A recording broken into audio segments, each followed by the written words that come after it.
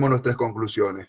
Pero empieza a gestarse una clase de comerciantes que no viven dentro del feudo, no están protegidos por el gran caballero, pero tampoco son esclavos. Tienen que enfrentar día a día el desafío de sobrevivir fuera de un feudo, enfrentarse a los asesinos invasores, transar con ellos, negociar. Y, como siempre pasa en la vida, el que arriesga puede perder, pero puede ganar. Y esta clase de comerciantes que tuvo el riesgo de vivir afuera de la protección de los feudos, pero en libertad, que tuvo que enfrentarse a los invasores y a las pestes terribles que había durante la Edad Media, otra que el COVID-19. El 60% de la población europea se la llevó la peste negra. Pero estos comerciantes empezaron a armar unas ferias en unos lugares que eran ciudades antiguas abandonadas, que habían caído con la invasión múltiple del Imperio Romano, y esas ciudades se llamaban burgos, y a ellos se los empezó a llamar burgueses. Esos burgueses, acelero totalmente, ¿no? Pero espero que ustedes me vayan siguiendo esta línea explicativa, terminaron a la larga teniendo más poder económico que los propios reyes empobrecidos del despilfarro que hacían en Europa y el mal manejo.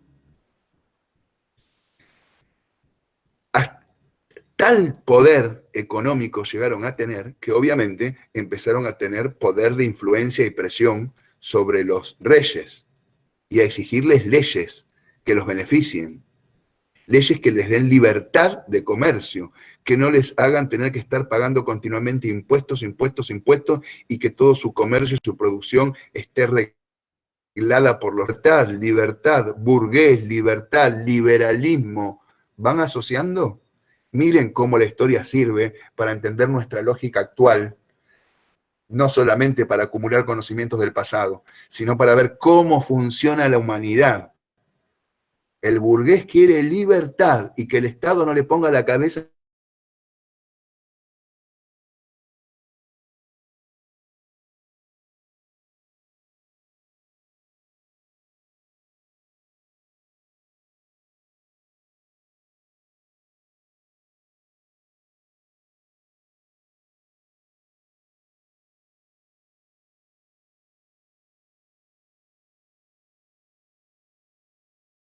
pero eso no le servía para nada al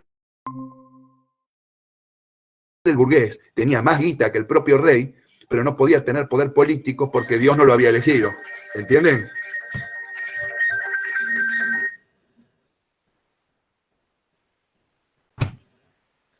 Así que podrán entender cómo los burgueses van a empezar a enfrentarse al autoritarismo del Estado, como el día de hoy.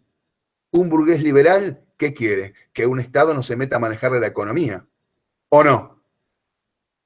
Entendemos las ideas de liberalismo, antiliberalismo, Estado protagónico, Estado subsidiario. Bien, pero volvamos a esa época de la que estamos hablando. A nivel conocimiento, por más que existía un sistema que se denominó teocentrismo durante toda la Edad Media, porque Dios era el centro, principio y final de todas las cosas, y no estaba legitimado utilizar la razón humana para buscar respuestas, porque total todo estaba en la Biblia y por dogma había que asumirlo y punto. La Biblia obviamente se leía en otro idioma, aparte nadie sabía leerla, leía el sacerdote y punto, y te decía lo que quería, pero a vos quedabas como excluido de tener que buscar respuestas. Todo estaba dado en este sistema teocéntrico. Pero sin embargo, como la burguesía cada vez crece más en poder económico y se va metiendo cada vez más en el poder del Estado, porque los mismos nobles empobrecidos empiezan a permitir que sus hijas se casen con burgueses, cosa que antes estaba prohibido.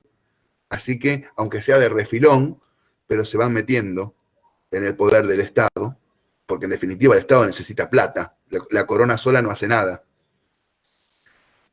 Pero a nivel conocimiento, ya les dije que bajo catacumbas, en lugares ocultos, privados del ojo de la iglesia, se sigue trabajando, se sigue investigando. Todo el desarrollo de la alquimia de la Edad Media, la búsqueda de la piedra filosofal, el oro de transmutación, la medicina panacea que curaba todas las enfermedades, la química nace de la alquimia, esta mezcla entre ciencia y magia que el hombre de la Edad Media llevaba a cabo. Y en el siglo XVI aparecen pensadores que, como Galileo Galilei, que van a decir ya cosas que contradicen a los dogmas de la Biblia, exponiéndose a que la iglesia te queme en una hoguera o te ahorque, pero ya empiezan a pensar de manera moderna, porque a medida que una clase social se va haciendo fuerte, empieza a necesitar otras estructuras y plataformas que la sustenten. Siempre a unas relaciones específicas de poder las sostienen unas estructuras filosóficas que la argumentan y la apoyan. Y la estructura filosófica del rey de origen divino y etcétera, etcétera, al burgués no le sirve y va a luchar en contra de eso. Pero obviamente los reyes no se van a quedar de brazos cruzados, también van a luchar para sostenerse. Bueno, vamos a adelantarnos en el tiempo. ¿Cuál es el paradigma histórico de la caída de las monarquías de origen divino, las monarquías absolutas de origen divino? ¿Alguien quiere decirlo? Y se saca el micrófono y dice, ¿es este? La Revolución Muy Francesa. bien, Marcela, exactamente, la Revolución Francesa. No quiere decir que cuando se dio la Revolución Francesa, que aparte fue un largo proceso, no fue en un día, no fue la toma de la Bastilla y nada más. Fue un largo proceso y después de eso volvió la restauración monárquica. Pero el paradigma se rompió. Piensen que al rey, que antes lo consideraban elegido de Dios, lo terminaron metiendo en la guillotina y a su mujer también. El paradigma se rompió. Ahora ya no era la creencia, ahora eran relaciones de poder. Punto. También piensen que para esa revolución burguesa, porque fue una revolución burguesa la Revolución Francesa, no fue una revolución del pueblo, del campesino pobre y explotado, fue una revolución de los burgueses que se querían sacar de encima a los reyes y agarraron a la masa de campesinos, que eran millones, y los utilizaron para ponerlos de carne de cañón. Cuando lograron el poder, les metieron una patada de taquito y los volvieron al campo otra vez, pero ahora iban a ser explotados por dueños de estancia y no por reyes. ¿Entienden? Es como hoy cuando llenan a un camión de gente para ir a un acto político y los ponen miles y miles y miles, que en realidad atrás hay otra clase que necesita manipularlos. Bueno, ven que estos mecanismos, la historia no es cíclica, pero tiene lugares por los que suele pasar, con las variantes históricas propias. Bien. Ahora va a aparecer, ya estamos en el siglo XVIII, la gran revolución que le pone fin al paradigma de la monarquía absoluta, como dijo Marcela, es la Revolución Francesa. Pero hay otra gran revolución que le va a poner fin a la forma clásica de estructuración para la producción.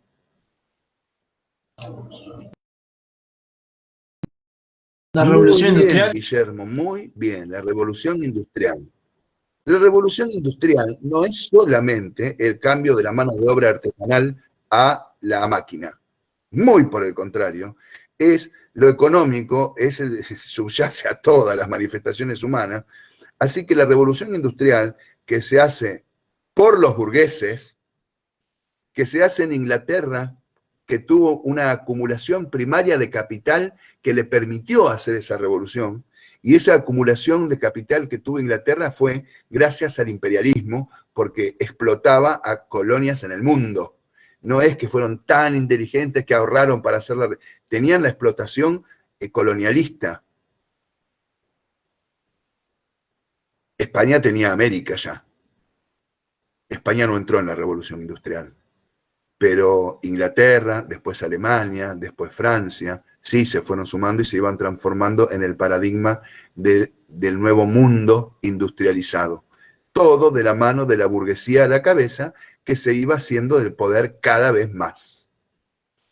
En ese marco, donde aparecen las justificaciones racionales del poder, ya no religiosas, sino racionales, Los pensadores como Rousseau, Montesquieu, el contrato social, donde el poder en realidad no es del gobernante, sino del pueblo, que a través de su voto cede el poder a un gobernante que lo tiene que representar, pero aparece lo que se llama el principio de retroversión del poder, que si el gobernante gobierna mal, el poder vuelve al pueblo. En eso se agarraron los revolucionarios de 1810 acá en el Río de la Plata, por ejemplo, el principio de retroversión del poder. Y otras cosas más, ¿no? Las ideas de la Revolución Francesa, libertad, igualdad, fraternidad, las invasiones napoleónicas que los españoles no nos defendieron, bueno, etcétera, etcétera. Perdón si los estoy confundiendo porque ese tema no iría acá, pero a mí me encanta la historia y vincular y relacionar todo. ¿Ustedes me van siguiendo, muchachos? Los estoy agobiando. ¿Vamos bien? No, profe, vamos bien, vamos bien, vamos bien. Sí, vamos bien, profe. Bueno. Joya, Profe, profe. ahí empieza el proletariado Muy obrero. bien, profe. Muchas gracias. Algo me preguntaron de los obreros, pero no entendí bien la pregunta, pero creo que es esta. Si ahí empieza la lucha y la organización obrera, sí. Porque en el Sí. capitalismo, se está originando el capitalismo ahí, lo que pasa es que es un sistema que, para la producción y un sistema de vida y político y social de clases sociales. Básicamente la burguesía industrial, gracias María Laura, básicamente la burguesía industrial y el proletariado por el otro. El proletariado es el antiguo campesino que ahora se tiene que trasladar a las ciudades, a este nuevo paradigma que es la fábrica, en condiciones inhumanas, contaminantes, con sueldos miserables, cuasi un esclavo.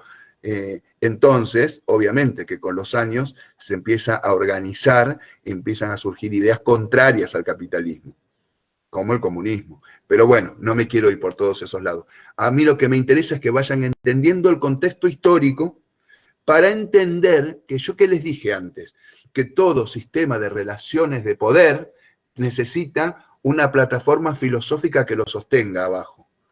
Y la plataforma filosófica que va a sostener a todo este sistema es ya nunca más el miedo a lo religioso, ya nunca más las explicaciones de especulaciones filosóficas ni relacionadas con el mito. Nace la ciencia moderna como legitimadora de la verdad. Profe, y el positivismo, ¿no? Exactamente, exactamente. De la mano del positivismo. Que el positivismo es la corriente de pensamiento que dice, no me vengas con ninguna especulación de nada. Todo lo que se ve, se comprueba, se mide en un laboratorio, eso es verdad.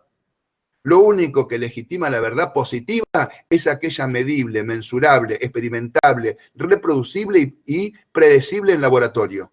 Toda otra cosa que me digas es una especulación filosófica que no tiene peso de valor de ciencia ni de verdad. Este principio de la ciencia moderna, pero ustedes me podrían decir, pero profe, la modernidad ¿no empieza al finalizar la Edad Media? Sí, claro que sí, pero la edad contemporánea empieza con la Revolución Industrial y la Revolución Francesa. Entonces, no es lo mismo la modernidad del siglo XV, cuando termina la Edad Media y empieza el Renacimiento, a la modernidad del siglo XVIII, a la posmodernidad que estamos viviendo hoy. Esta modernidad del siglo XIX, post-revolución industrial, post-revolución francesa, instaurada en la burguesía en el poder, con la formación de los estados nacionales. Esto es clave, aparecen los estados nacionales.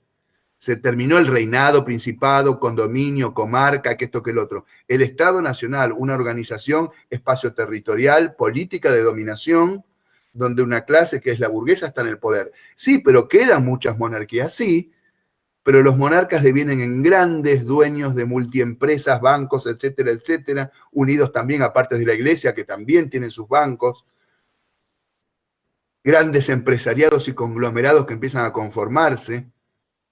Así se van haciendo las relaciones de poder.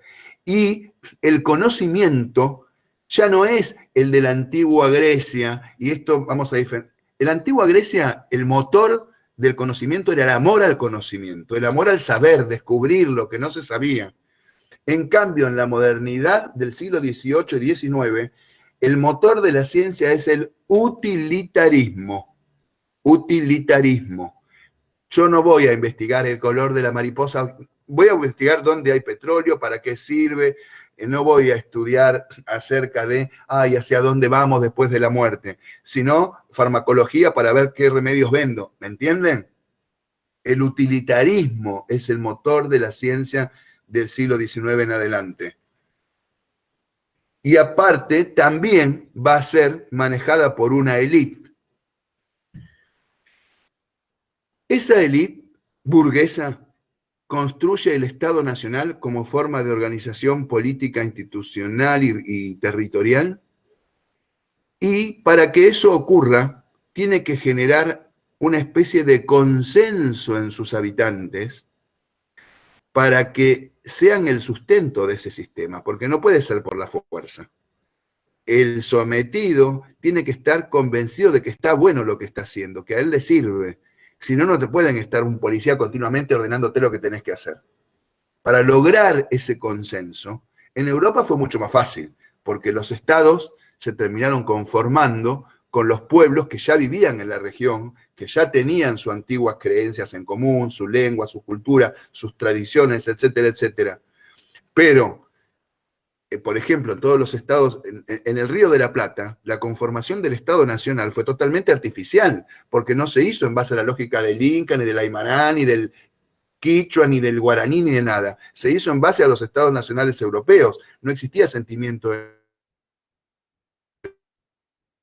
nacionalidad. Institución por excelencia que va a utilizar al conocimiento, a la ciencia y al saber para lograr ese consenso de modelar al ciudadano necesario para que sea el habitante de los estados nacionales, ¿qué institución va a ser?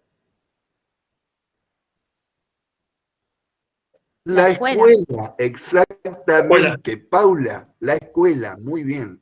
La escuela tiene por objetivo unificar a todos en ese formato de ciudadano necesario para la lógica de los estados nacionales manejados por la burguesía. La escuela. Fíjense qué paradójico, ¿no? La escuela nace para formar y sostener y legitimar relaciones de poder. Sin embargo, nosotros hoy somos utópicos, idealistas y creemos que la escuela puede ser el espacio de construcción de alas de libertad también. Porque nosotros nos podemos apropiar de las armas del enemigo y retransformar su significado y su funcionalidad.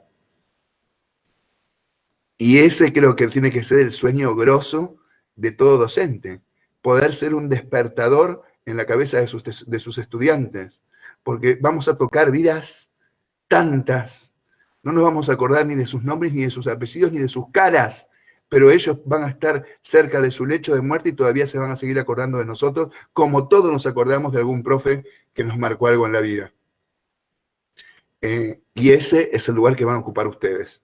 Formadores, tocadores de vida, en momentos donde el cerebro es cementito fresco, dejas huellas que después no se van más. Miren si esto implica amor, compromiso, conocimiento, etcétera, etcétera, crecimiento personal.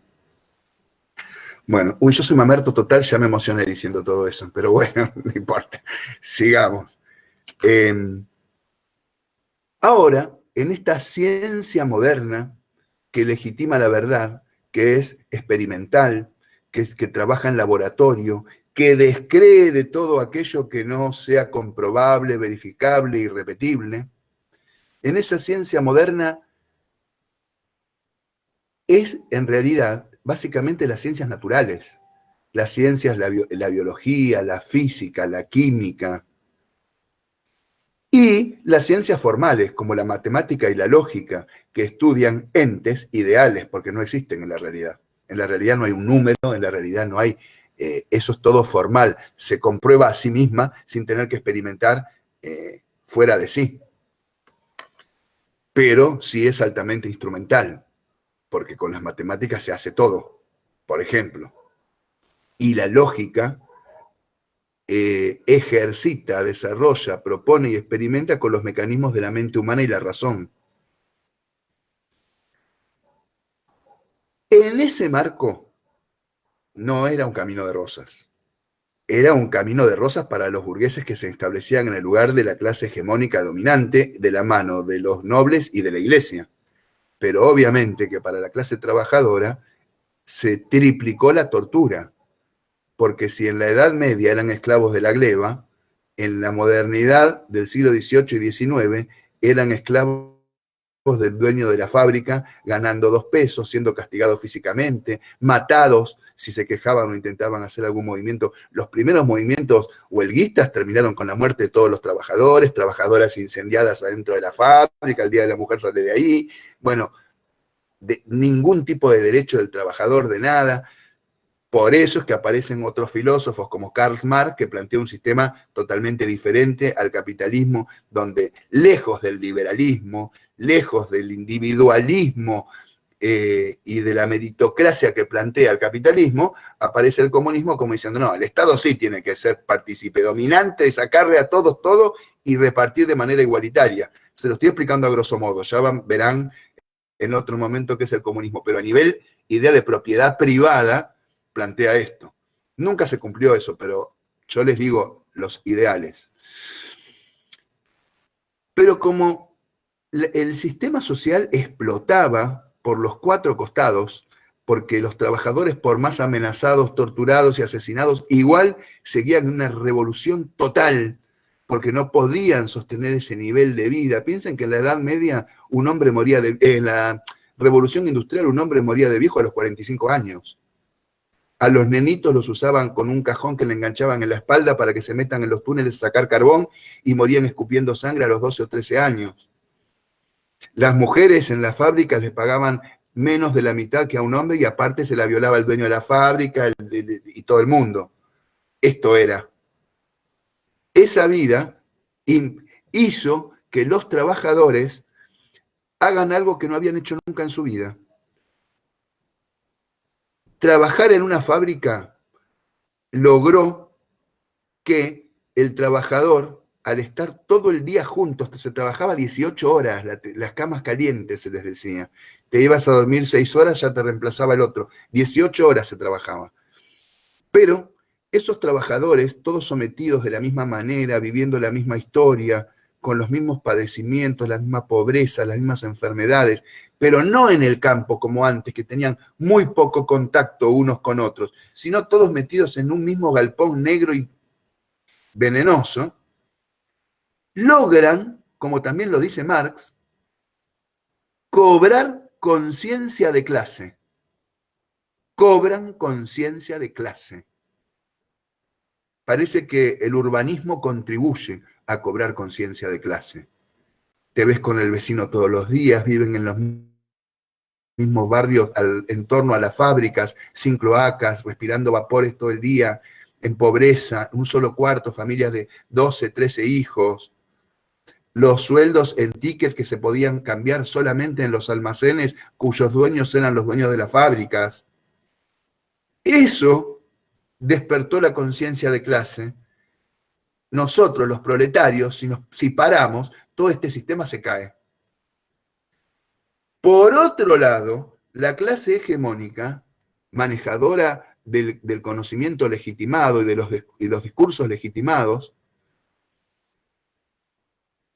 que tanto se preocupaba por las ciencias duras, que eran las ciencias naturales, empiezan a tener, yo les dije que la ciencia era utilitarista, pero acá hay un problema, y es que la sociedad no se la podía manejar.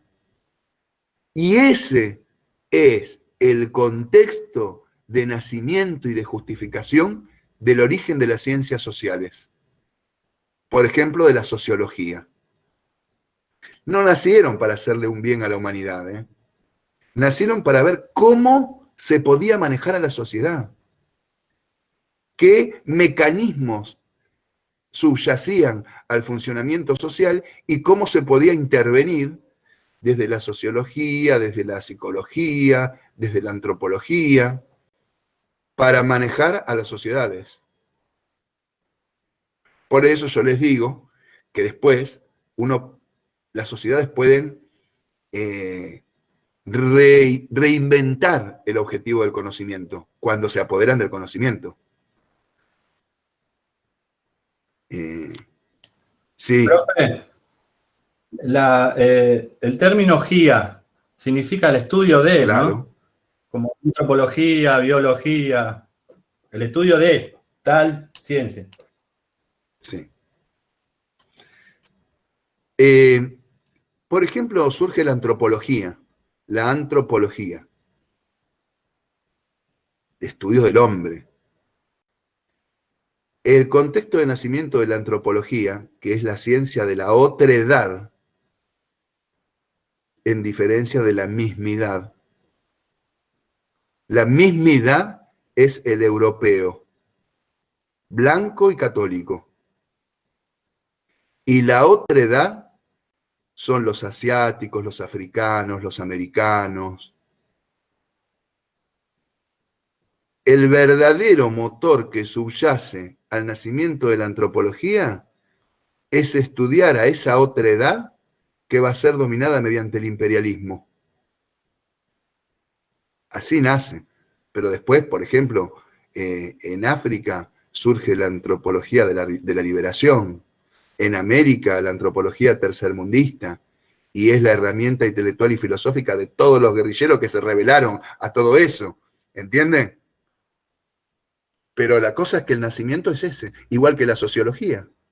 Por eso aparece el estructuralismo, el funcionalismo, ver cómo funciona la sociedad de la mano de también los positivistas, Spencer, Weber, los grandes positivistas que le dieron la mano al origen de la sociología, de la mano de la política. La política, obviamente, la ciencia política era una ciencia clave que ya antiguamente había sido iniciada por Maquiavelo en su libro El Príncipe, donde explicaba racionalmente cómo había que actuar para manejar a la gente. En lo que se llamó el despotismo ilustrado del siglo XVIII, donde los reyes, para ser exitosos, ya no se podían basar en su sangre divina, tenían que utilizar estrategias de dominación y de adherencia de sus súbditos. Bueno, entonces ya llegamos increíblemente, si es que entendieron, a tener en nuestra cabeza un contexto de la ciencia en general y de las ciencias sociales en particular. Y ahora vamos a especificar un poquito más y vamos a meternos en la historia, que es la ciencia que más nos interesa a nosotros. Pero la historia es la más amplia, porque la historia se vale de muchas otras ciencias que le funcionan como auxiliares, como la antropología, la economía, la ciencia política, el arte, la religión, lo filosófico, todo es histórico. Pero la historia, también la historia moderna, surge en el siglo XIX, porque si hablamos de la historia antigua, podemos hablar también de la antigua Grecia, cuando el amor al conocimiento de otras culturas, pero ahora la historia moderna, la del siglo XIX, en gran medida, tiene el paradigma, o tiene la premisa básica de que el que maneja el pasado maneja el presente. Que depende de lo que yo te cuente de tu pasado para condicionar tu presente hoy. Entonces, y para manejar tu futuro también. Y hay que legitimar una historia que construya sentimiento de nacionalidad, que fomente la idea de pertenencia a una etnia y el orgullo y el alto nacionalismo, pero que sea muy apta para el mundo del trabajo, a la que no se le fomente mucho el discernimiento, el debate o la discusión, porque eso genera problemas y el sistema tiene que ser productivo, no es para discutir, es para trabajar y producir. Y el positivismo, transformado en teoría pedagógica, nunca va a ser la historia del debate, va a ser una clase como esta, que ustedes están todos callados y yo soy el único dueño de la verdad, así, ¿entienden? El positivismo es altamente memorístico, no se le va a enseñar al estudiante a sacar conclusiones propias, a discernir con lo que dice el autor del libro. Olvídate, te daban 20 palazos en la cabeza si hacías eso. El tema iba a ser repetir memorísticamente y la información.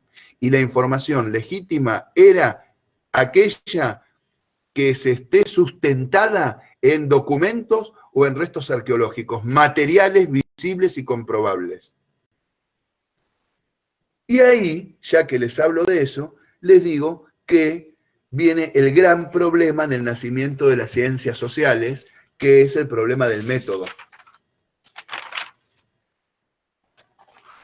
Porque obviamente las ciencias sociales no pueden sumirse en el método de las ciencias naturales, de la observación y la experimentación en el laboratorio.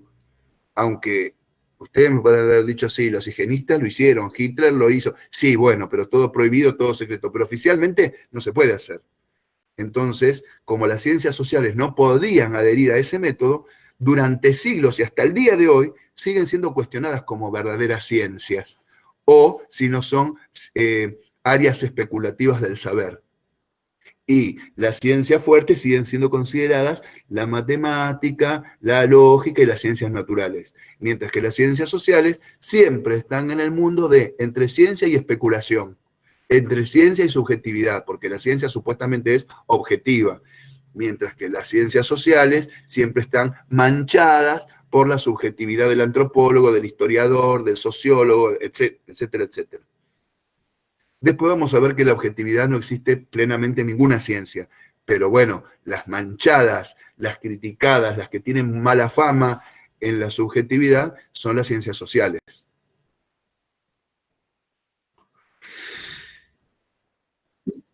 Profe, entonces quiere decir que, o sea, la idea de subjetividad a la que usted se refiere tiene que ver con esta introducción de Comte del tema de paradigma, ¿no? Exactamente, exactamente. Ahí lo que el compañero se está refiriendo, hablando netamente del universo de la ciencia, es que la ciencia positivista fue pensada como una ciencia lineal, ascendente, siempre de menor complejidad a mayor complejidad y de menor perfección a mayor perfección. Pero en el siglo XX, Thomas Kuhn planteó las revoluciones paradigmáticas en la ciencia. Y él dijo que la ciencia no era lineal ni ascendente, sino que la ciencia se manejaba a través de paradigmas, modelos explicativos de la realidad válidos en una época histórica determinada, compuestos por muchas áreas del saber y por muchas teorías, las cuales unas se sostienen en las otras, conformando esa gran estructura que es el paradigma. ¿Me van entendiendo? ¿Sí? Paradigma es un modelo explicativo, una construcción, una forma de entender la realidad que la humanidad construye en determinada época histórica. El paradigma está fuertemente atravesado por relaciones de poder, porque también aparece ahí qué conviene saber y qué no conviene saber. Es muy rígido el paradigma y rechaza profundamente a toda esa ciencia que plantee situaciones que no se correspondan o no encajen con lo que el paradigma plantea o sostiene. Por eso siempre hay una ciencia como oficial, instituida, fuerte y hegemónica, y una ciencia que corre por un camino paralelo, que es la fuerza instituyente, la ciencia que está en discordancia con el paradigma, pero entonces no es aceptada, no es legitimada, no es publicada en los papers de comunicación científica, no es difundida, o es como menospreciada, considerada poco seria, por las relaciones de poder que implican los paradigmas científicos, que están cargados de intereses políticos, económicos, ¿sí? Kuhn plantea que esos paradigmas con el tiempo entran en crisis porque no dan empiezan a no dar respuestas a muchas cosas, al mundo de lo fenomenológico, no se está está correspondiendo, y cuando una teoría cae, como todas se sostienen unas a otras, empiezan a caer y se entra en crisis. Esa crisis paradigmática desemboca en una revolución científica, donde ya lo que pierde vigencia es el paradigma, que es reemplazado por un nuevo paradigma. Pero el paradigma positivista, el paradigma no es que muere y muere definitivamente, sigue coexistiendo con el nuevo paradigma, porque, por ejemplo, hoy yo les puedo garantizar que el paradigma positivista en la educación sigue existiendo totalmente, y hay miles de formatos y de docentes y de universidades y de instituciones que siguen funcionando a nivel positivista. Entonces, bueno, aparte una cosa es lo que se dice desde el discurso y otra cosa es lo que se ejecuta materialmente. Aparte, la historia de conformar esta idea de ciudadano del Estado Nacional quiere reemplazar a lo que antiguamente era la tradición oral, porque cada persona en la antigüedad tenía sentido de pertenencia a su propio clan, y el individualismo no era tan importante, era mucho más importante el grupo al individuo. Lo importante era saber vos de quién eras hijo, de quién eras nieto, qué hazañas habían hecho tus padres o tus abuelos y de qué lugar eran. Y también eras el depositario de las vergüenzas, de las equivocaciones de tus ancestros. Pero los ancestros eran sagrados, igual que los ancianos. Eran los sabios. En la modernidad, el anciano va al geriátrico porque no es productivo y no sirve. Pero en la antigüedad, el anciano era el sabio. Vos eras, por ejemplo, Nazarena serías Nazarena de Quilmes, hija de la costurera, nieta de la labradora de tierra. ¿Entendés? Eras vos, pero eras tu clan y tu grupo. Y te presentabas así. María Magdalena era María de Magdala, una sabia, pero estaba diciendo de dónde era, de dónde venía, de cuál era su familia y su lugar de origen. No sé, Marlon, el herrero de Irlanda, hijo de no sé quién, pero su nombre, su presentación, hablaba de su clan, de su sentido de pertenencia. Todo eso en la modernidad es desintegrado, y lo que te estructura es la clase social a la que te perteneces o tu profesión. Fernando, de clase, no sé, media baja, profesor. Y yo soy ingeniero, yo soy doctor, yo soy trabajador de fábrica. Eso sos. Ese pasa a ser el eje, el lugar de la productividad. Y la historia intenta generar un consenso casi naturalizado de las cosas para no generar debate ni nada que rompa el status quo del sistema armado, sino para que cada cual ocupe el lugar que por naturaleza histórica tendría que ocupar. Por otro lado, genera prestigio social.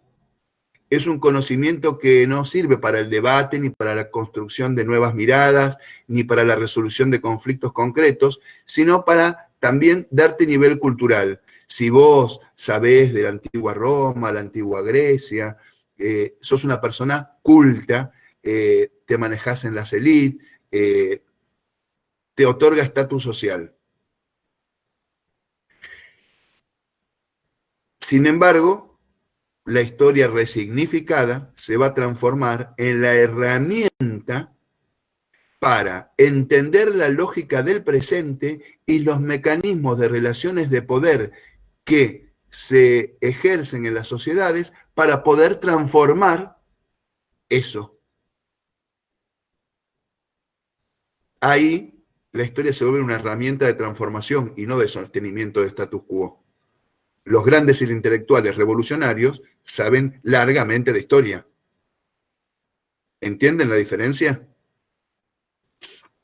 Por supuesto que las relaciones de poder van a controlar desde el aparato estatal quién es docente y quién no, quién puede enseñar y qué libros pueden escribirse y circular y cuáles no. en tales o cuales periodos, qué palabras pueden pronunciarse. En la historia argentina, en un periodo, estaba prohibido la palabra Perón.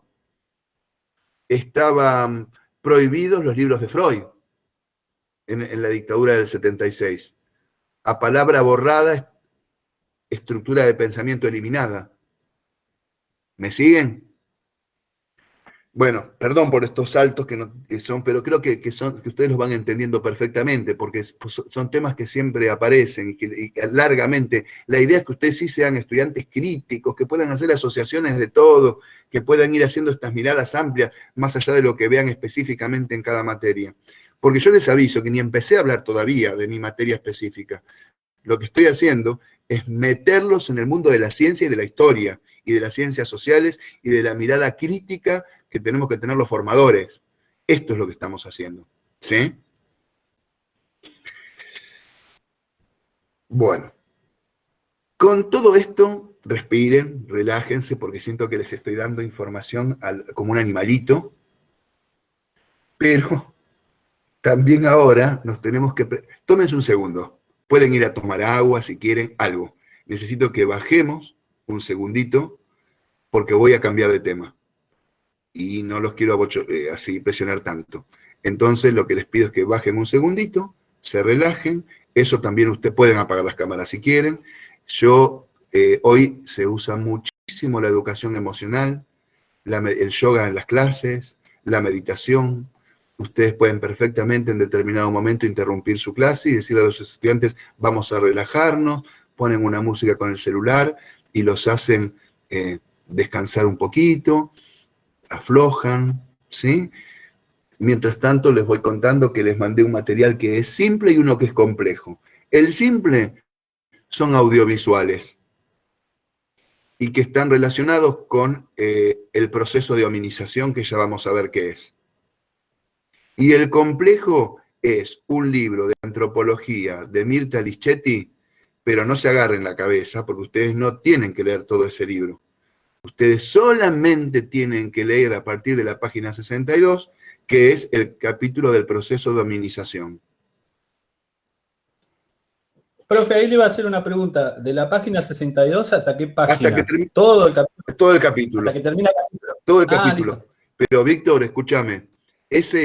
Vos lo tenés que leer a nivel informativo. Los apuntes de tu carpeta, si vos querés sacar cosas de ahí, perfecto. Pero con que lo saques de la explicación que yo voy a dar y de los audiovisuales que vas a ver, está bien. Eso va a ampliar, te va a dar una mirada mucho más científica y antropológica, que es una ciencia auxiliar de la historia. ¿Sí? Sí, no, yo lo leí completo y ya estaba yendo para otro lado también, así que por eso le preguntaba. Profe, me retiro, voy al baño. Dale, anda tranquilo. Vamos a esperar unos minutillos. ¿En qué hora estamos ahora, chicos? Las Son 8, 8 y 2 profe. minutos. 8 y 2. Bueno, Consulta, profe. sí. Ese material que dio del libro y demás, a mí no me llegó por ningún medio. Está en el Classroom. Bueno, no me llegó la invitación a mí por medio del correo. No me llegó, por ejemplo, la invitación de... Pero, ¿vos estás anotada en la materia? Sí. Sí, me Porque anoté yo- todas. A ver, espera. ¿Quién me está hablando? Paula Mariana Sánchez. A ver, espera.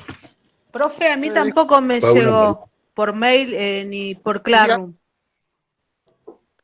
A mí también lo mismo, disculpe. Bueno, paren. Disculpe, profe, a mí también. Somos un par, ¿eh?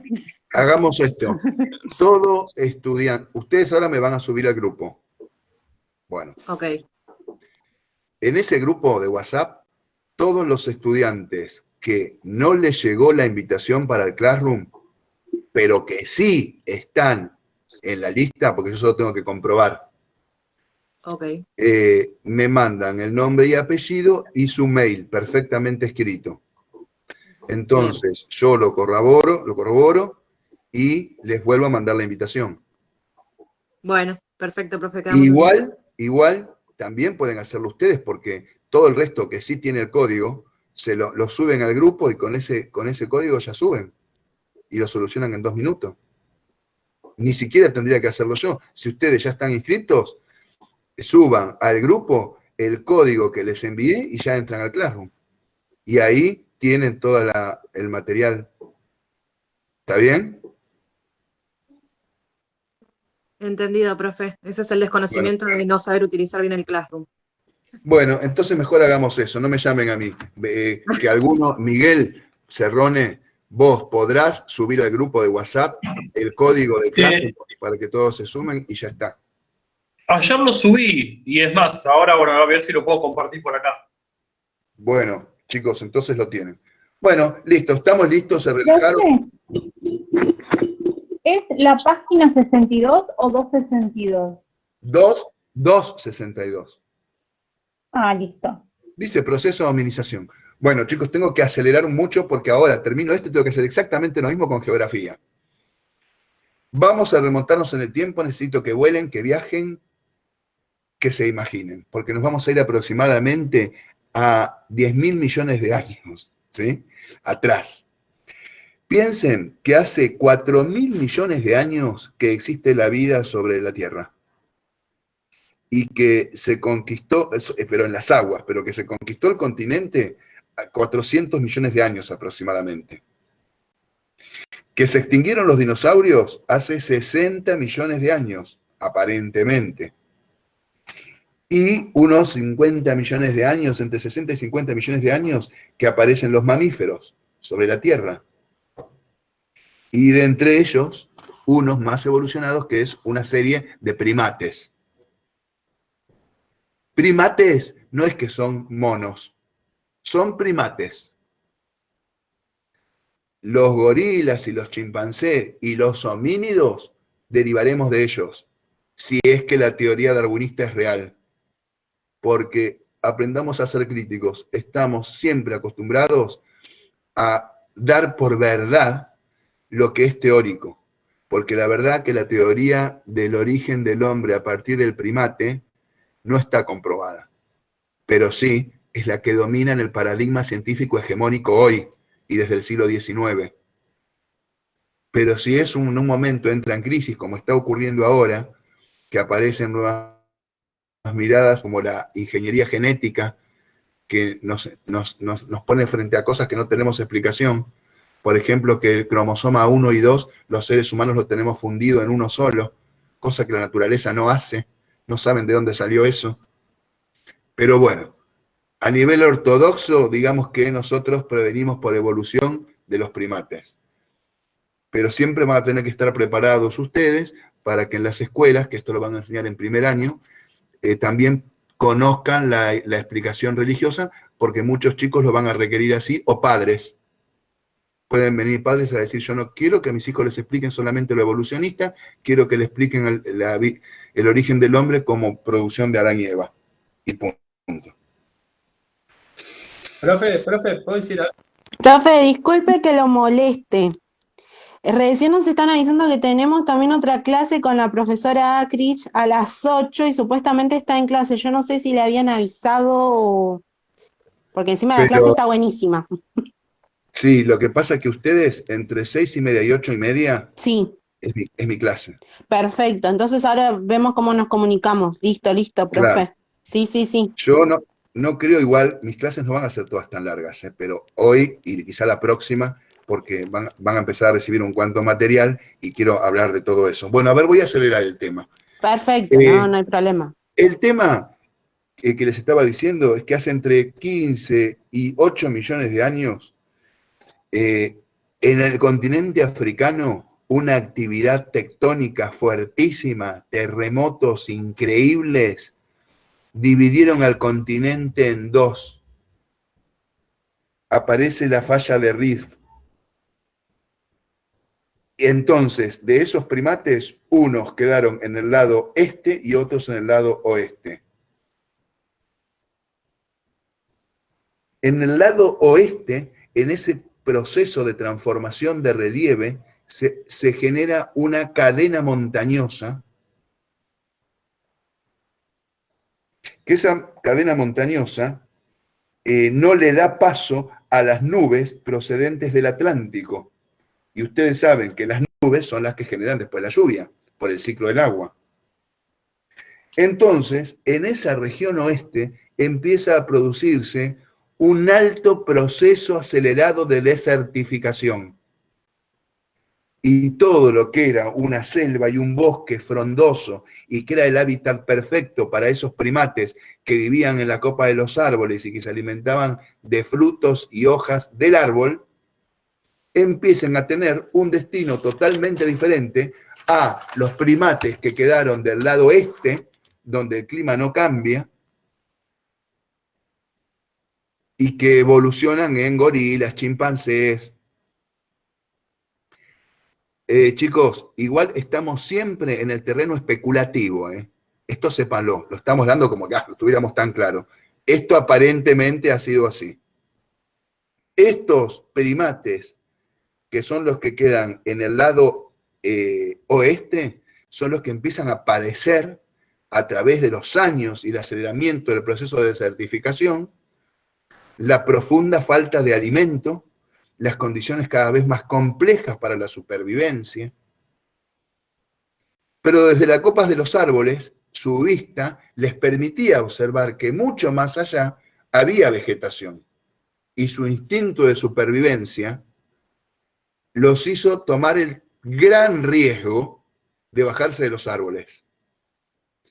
Estos saltos cualitativos en las conductas de los animales suelen ocurrir. Por ejemplo, hoy en el sur se detectó una orca que está cazando de una manera totalmente diferente, sale del mar, caza a su presa solamente para enseñarle a la cría, entonces después la suelta, no la mata, pero le está enseñando a la cría y casi camina con sus aletas. Es un salto cualitativo, esa orca ya está con chip, la siguen, la estudian, hizo algo que nunca una orca hizo. Bueno, algún día un prehumano, un primate, decidió bajarse de los árboles y arriesgarse caminando por lo que antes era la selva, pero que ahora se transformó en una estepa, en una sabana, perdón, a buscar otra cosa porque si se quedaba ahí se moría.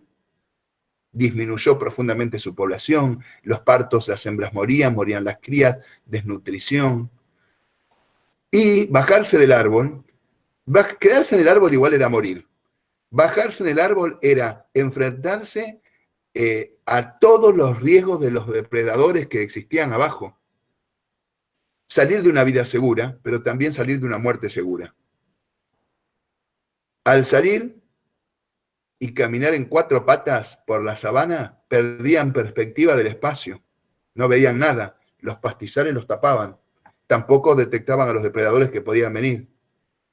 Entonces, quizás se vieron forzados a caminar provisoriamente en sus 2 patas traseras, y muchas veces si se caminaban por pantanos o agua, porque ahí la fuerza de gravedad no los tiraba tanto para abajo y los ayudaba más fácilmente a caminar en 2 patas.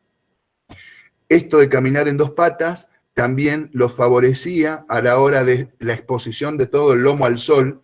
No es lo mismo ir en vertical que ir en horizontal.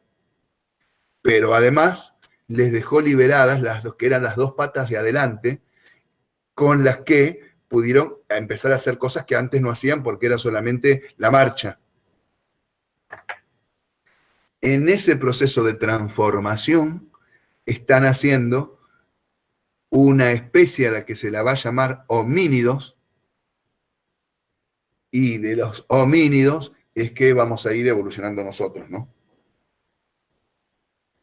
En el norte de Etiopía se encontraron los restos de una hembra a la que se la bautizó con el nombre de Lucy, porque en la radio continuamente estaban escuchando a los Beatles, los geólogos y los antropólogos, y escuchaban ese tema Lucy, así que esa hembra de 1,50 m, ese cadáver, ¿no? Esos restos arqueológicos, fueron de esa primera primate que empezó a mutar. Si hablamos de las transformaciones biológicas, bueno, hablamos de la postura erguida, entonces, a la que llamamos bipedismo, y que le permitió la liberación de las manos. Luego, el pulgar también tiene una transformación y puede volverse oponible. Los monos no pueden hacer esto. Y tener el pulgar oponible nos permite la motricidad fina, agarrar cosas, construir, limar, tallar, etcétera, etcétera, y todo lo que vamos a hacer con nuestra micromotricidad gracias al pulgar oponible. Fundamental el aumento del volumen del cerebro y el desarrollo de los lóbulos frontales, que viene de la mano con sentimientos éticos y morales.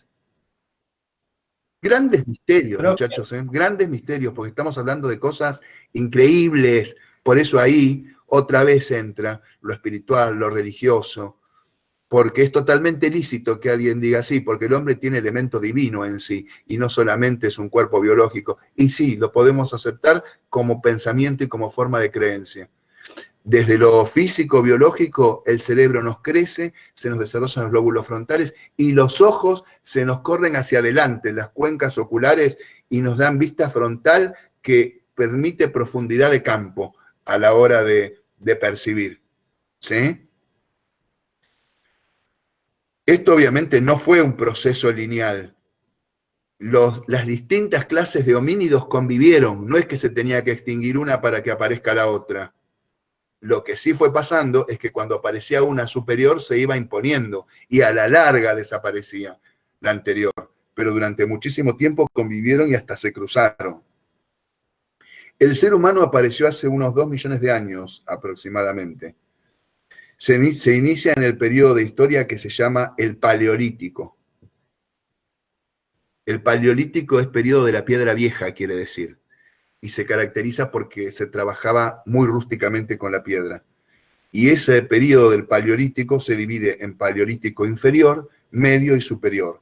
Ahí hace su aparición el hombre. Les digo que el Australopithecus afarensis vivió solo en el continente africano, ese es Alusi, y entre 4,5 y 2,5 millones de años atrás. Del Australopithecus es que se deriva el género, termina derivándose el género humano, ¿no? Actual. El Australopithecus fue el primero en caminar en 2 patas. Y también ya utilizaba palos y piedras para defenderse. Pero no fabricó. Profe, No, sí. Hoy, con el material que usted nos mandó, miré un documental de National Geographic que estaba en internet, Sí. y decía que uno de los factores fundamentales de la evolución del hombre era el aporte de la proteína, de la carne, que ayudó a la evolución del cerebro, porque tenía los cráneos más chicos. Sí, muchos nutricionistas actuales se basan en eso para estar en contra de los vegetarianos. Vieron que los vegetarianos o los veganos siempre dicen, pero originalmente comíamos semillas y raíces, y los que sostienen esta postura te dicen, sí, originalmente, pero cuando evolucionamos adquirimos proteína proveniente de la carne. Bueno, todo eso está en debate, pero sí, hay toda una corriente que sostiene eso. Entre hace 2,3 millones de años aparece el Homo habilis, que estuvo 6 millones de años aproximadamente. Porque este sí ya es habilidoso y empieza a hacer herramientas. Con ese Homo habilis, digamos que comienza la prehistoria, porque la prehistoria en gran medida, como no hay escritura, se basa en esas herramientas que aparecen, que son piedras con forma de punta de flecha, etcétera, etcétera, y restos óseos. Además, este Homo habilis podía comunicarse con sus compañeros mediante sonidos que ya eran bastante específicos, no eran como los aullidos del resto de los monos que tienen uno para peligro, uno para aparearse, sino que parece que ya empezaban a haber un código de sonidos cada vez más específico, que fue el pre-lenguaje simbólico. Pero tampoco nunca salió de África. Luego llegó el Homo erectus, que vivió aproximadamente desde unos 1,6 millones de años hasta hace unos 120.000 años aproximadamente. Él aprendió a conservar y dominar el fuego, es el de la película La Guerra del Fuego, que yo les voy a mandar. Excelente película antropológica que se las recomiendo, muy buena. Fue el primero de los homínidos en extenderse por fuera del continente africano. Hace aproximadamente unos 300.000 años hizo su aparición el hombre de Neandertal, u Homo neanderthalensis. Ese hombre de Neandertal fue el antecesor del Homo sapiens. Nosotros, la especie que somos el Homo sapiens, que algunos llamaron Homo sapiens sapiens, pero eso ya no se usa más, el Homo sapiens convivió con el hombre de Neandertal. Y hoy está en discusión porque parece que en nuestros genes aparece la genética neandertalensis. Quiere decir que nos hemos cruzado con ellos y que los tenemos en nuestros genes todavía. Tenían sentimientos de moralidad, de ética, enterraban a sus muertos, no abandonaban a sus enfermos, les ponían flores en las tumbas, ornamentaban sus cuerpos, realizaban útiles de piedra, No sé. con mayor variedad y mayor sofisticación, flechas, raspadores, encendedores, y vivió en Asia y en Europa. Hace unos 120.000 años aparece el Homo sapiens, nosotros. Desarrollamos las primeras manifestaciones artísticas y aunque le parezca mentira, ya aparecimos con alguna especie de creencia religiosa porque enseguida creamos un tótem, una piedra, un animal o una planta como sagrada para adorarla.